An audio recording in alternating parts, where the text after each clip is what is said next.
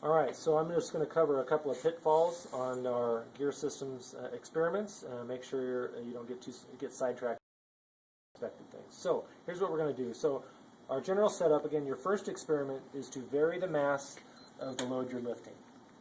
Alright, so as that load increases, it's going to be harder for it to lift.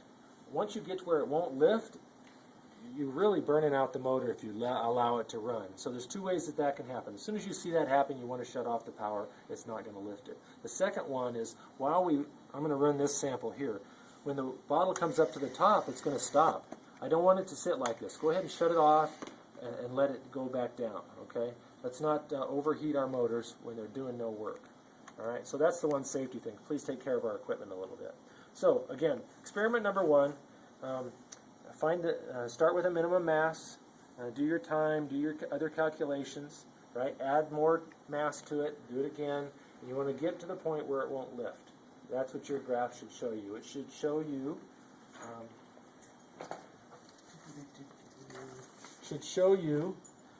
your first is going to be mass.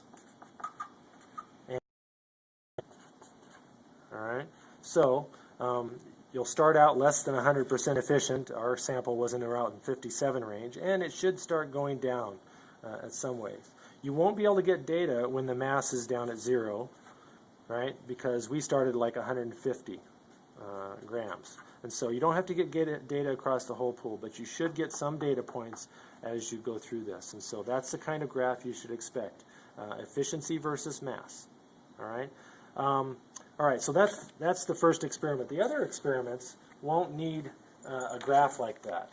We'll be replacing the direct drive, which is this motor direct driving this. We're going to take this off. And the first experiment, well, you can do them in any order you want, but we'll want to drive the, pull this in here. You want to keep these distances close. Get this mounted in here.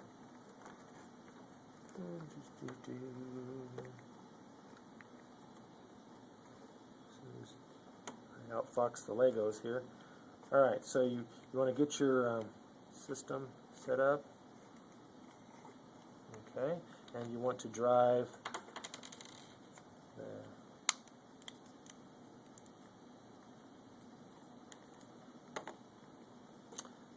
the input with the motor. Alright, so this is our spur gear assembly. Again. So the motor drives the small gear and gives us the mechanical advantage of driving a bigger gear. And so again, you'll power it up and it's going to change the amount of energy drawn.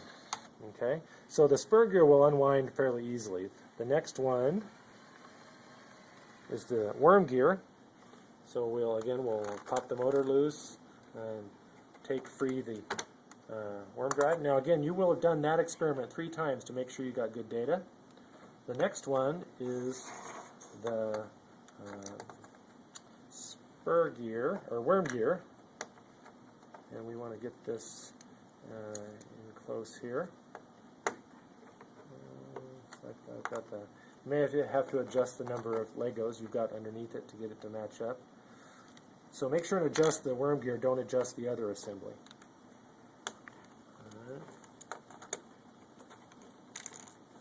Oops.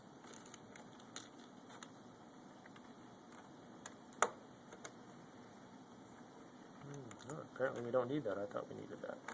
For the motor.